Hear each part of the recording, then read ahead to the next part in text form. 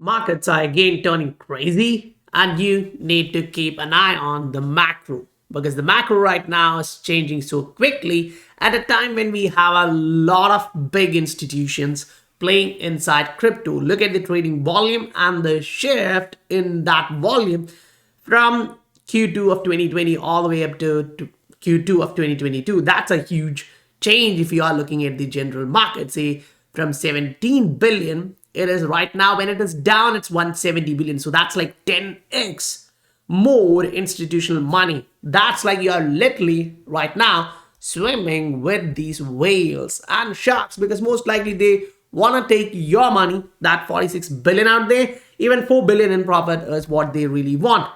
So when they are entering into that kind of narrative in a market which is uncertain, you need to keep an eye on the fundamentals. Because if your asset had fundamentals and right now there is no fundamentals, it's bad. That's where XRP kind of rules, right?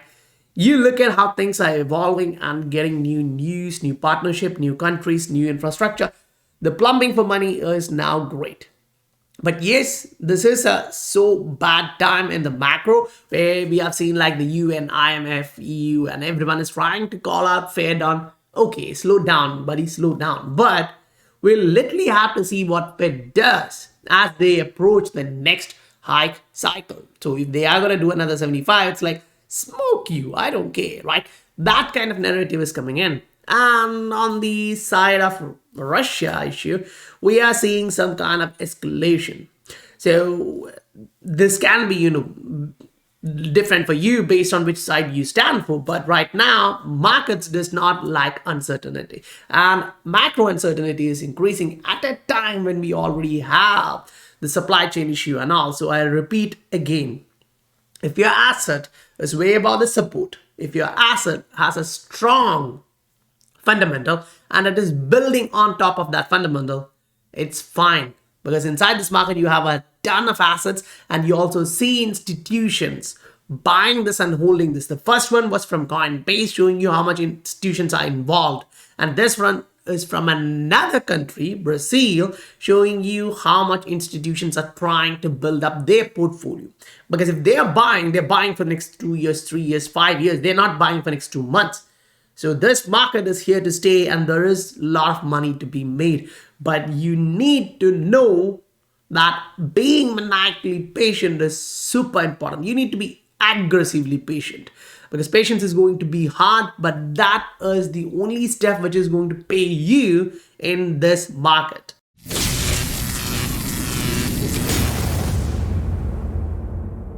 This is a scientific investor family where the normal common retail guys learn how to become the world's next top 10%.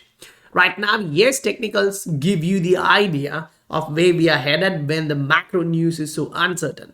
You see Bitcoin dropping back towards 19 and below the 20-day moving average, which actually shows there is something wrong, right? So now we look at XRP and we are breaking below 0.5 mark.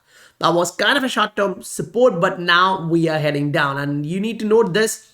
This is also important. We made higher high, but the RSI made a lower high, which shows you short-term corrective action. So most likely the RSI is going to bounce from 51. And what does that actually mean? Say, for example, you come here, you drop your RSI somewhere close to 51 to see historically what was that level for XRP. Was that a support? Was that a resistance? You'll just take a horizontal line and drop it there, and that equates to something like this, where you have been resisting that range. When you break higher, you've been getting supported. So that level is a support and resistance zone for XRP. So when it comes down in this correction, I expect that to be a support on the daily chart narrative on that side of it. But on the 3-day or on a weekly, what we will be looking at for XRP is more likely a retest pattern, which we all really wanted to see because we did not break the 0.55 mark, which is a key level right now. So if you are looking at this double bottom pattern and the reversal, so you go to a line chart for better clarity, you see like this. Okay, we are trying to make something, great, a new trend. Now, when you break below this level, that leg of your trend is being erased. Great. So short term, yes, that's coming back down, and the next level of support after that is going to be the previous support. So obviously 0.44. Then you're looking for the breakout range, 0.4. So if you manage to make a double bottom and then break higher without much of a super retest, we may see a retest. Why? In the market, Bitcoin is now getting uncertain. It's becoming slow. Even though the narrative is there as a inflation hedge, it is not performing like that right now. Right now, it's a risk on asset, and when uncertainty hits, money flows out of risk on assets. So inside this market, you can look at like where the money is moving, because it's really important, in my opinion, to look at the volume where money is moving. Is the money coming into one asset, or is the money dropping out of one asset? That's really important in my opinion. If you remember in last video when we were talking, it was like 1.4, I think 1.35 billion, say close to that. Right now it's close to $2 billion. So there is something for this particular asset where the money is coming in. And that's like, 20-30% increase. Whereas you don't see that much increasing in Ether or others, right? So there is something which you have to look at, whether you like an asset or not. If the market like it and new money is pouring into that one, that's something which you really have to look at. Because I always say this, right? You go look at the main narrative, macro narrative of the market. You can just, drop in a way that say this is the entire session where you are looking for the first 100 assets. Now we are looking for the last 1 year fluctuation.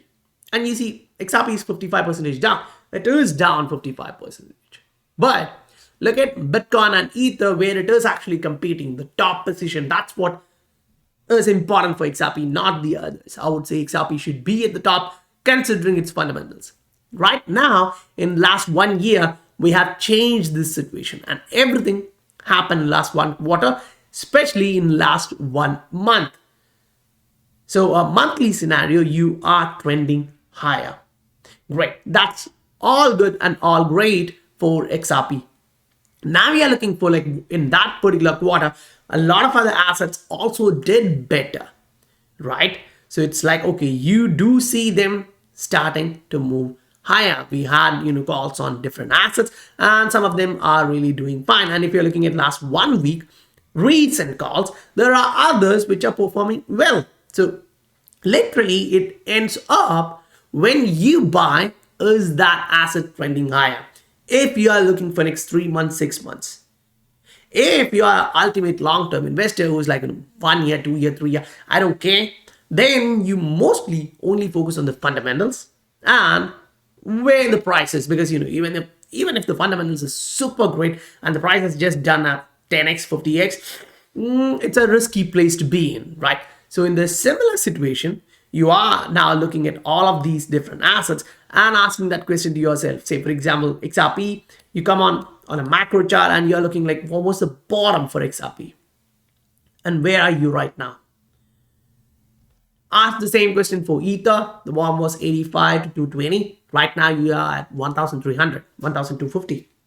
Now that does mean you have done a long way to the upside, right? You are 10x above after the drop.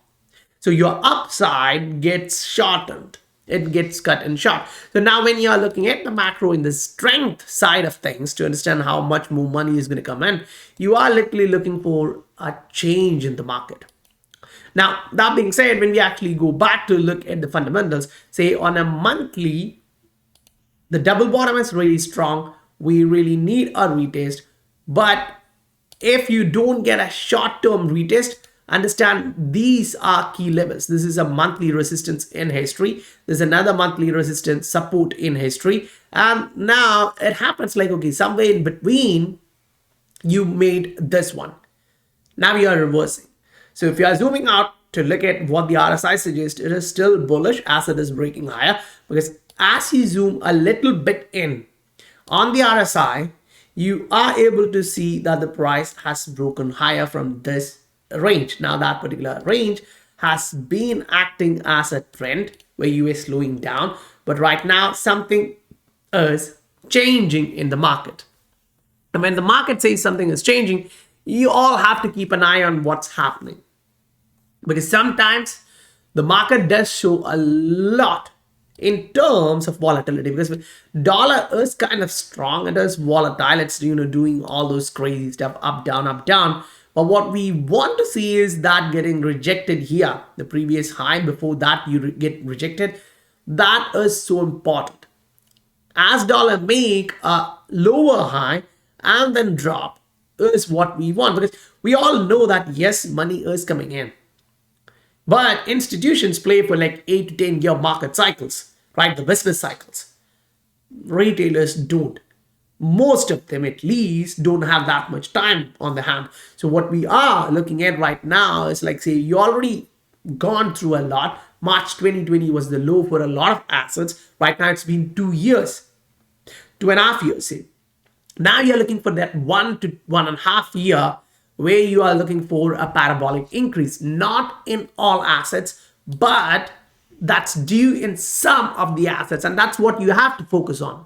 So now if you actually look at how things evolved, look at the increase of money flow in the institutional side from the Q2 of 2020. The market hit a bottom, and look at the change in retailers as well. 2020, by the time we ended that year, that also literally went to 177 billion in just one country, in just one exchange. So this is really important to actually look at how things moved.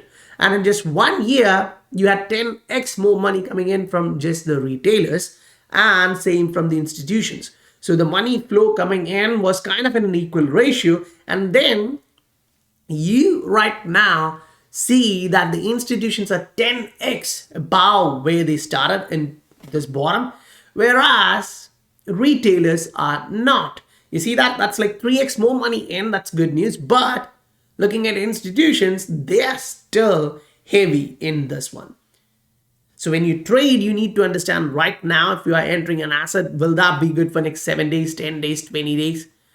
If not, you need to wait and see when it actually starts to trend back higher. That's why we do asset sheets on every week. So we get an understanding of if you are entering now, is it a better entry? You cannot perfectly time the bottom, but you can actually get an understanding of whether this is starting to trend back up. And that's where a lot of different assets get the ability to move higher, because as it starts to break higher, people tend to jump back in. Now, looking at XRP, we are literally like, okay, the first next resistance is going to be 0.48, which is going to be the 20-day moving average on a daily. That is actually an important level for technical side of the things. And then we actually sit here and say like, okay, yes, there is a lot happening in the market, but the market on short term react to a lot of different news, but rarely do we actually see it reacting on the fundamentals. Because fundamentals is like it adds up, it gets accumulated. Because institutions are buying on the other side, you need to understand that. And when they do buy, they're not just going to buy random, meme coins. Most likely they would be looking for assets which has strong fundamental, but it is also trending higher. So if you come back to the crypto market and then you ask that question like, okay, if institutions are coming here, what assets do you think they are going to look at? 1, strong asset. 2, trending higher. 3, a lot of volume. If they want to buy, they need to see that amount of volume. So when you see all these different coins doing this one, go back to the price overview and check the volume. Inside those, you only see like XRP with like close to 2 billion in volume, which is huge. And even in that 2 billion volume, what's important here is that 90% of it, or the majority of it, is not speculation. And that's what's important. Rahul actually highlighted in one of his videos that things are really evolving. And as of now, you look at the market and it's like, crazy. For me, if I'm looking at this 380 million in buy and 330 million in sell. So to get an idea of that, look at the other coin, XLM, which is highly correlated. 25 million in buy and 23.5 in sell. That's not a huge difference. It's still buyer's market. Buyers are pushing it up. Where you see Elron, it's like 21 million in buy, 15 million in sell. So you see the money flow and the difference of opinion between buyers and sellers. So if the buyers are doubling down and the price is dropping, you need to think like, okay, some of them who has that amount of money right now think that this asset is going to test a support, and they are going to or willing to buy it right now rather than waiting for the point 2 mark to come back. They're willing to take that risk thinking that there is going to be a buy the dip or a trend indicator involved. So when you are looking for the trend-based stuff, now it depends on you whether you use a Japanese candlestick, Heikin-Ashi, or any candle you want to actually look at. But on the Heikin-Ashi, you will actually see like, okay, we are still barely holding on to the bullish side of it, and you're way above the 20-day moving average, which usually is not that bad because you have seen this. When you're holding above that, it trends higher. When you're holding above that, it is trending higher. Unless you break below that, it's not time to panic. At least in my opinion, I would say it's not the real time to panic, because on a 3-day chart, it's still bullish. Look at the RSI. Using Heikin-Ashi, it reduces your noise. It gives you more ability. Then you go on to the weekly and you see like, okay, that is really strong. At least here the RSI is like, it's going to the upside. The pace and the momentum you observe here is huge. You can literally use this same ideology if you want to in different assets and see whether that's a good asset right now to buy, whether that's a buy the dip, whether that's like, okay, let me wait, even though that has some fundamentals, it's not the good time to buy. Let me stand outside on the sidelines and see whether it's going to trend higher, and if it does, you can jump in, right? And that's one of the things which we talk in the group. So if you are looking for that kind of information for a lot of different assets inside your portfolio, you can look at the Patreon. The link is given in the description below, where you get a ton of value for what you want to pay. Now, in the market, if you are here and if you only have XRP, you don't have to do that. You're here where we try to give you the most value, because you know that your asset is XRP, you know the fundamental why you bought it, and you know expected targets. Now you need is patience. Now that's one of the hardest part and the most important part, right? So guys, if you're receiving value for your time and you're building patience watching these, please do hit that like and subscribe button. I'll meet you on the next video. Bye for now.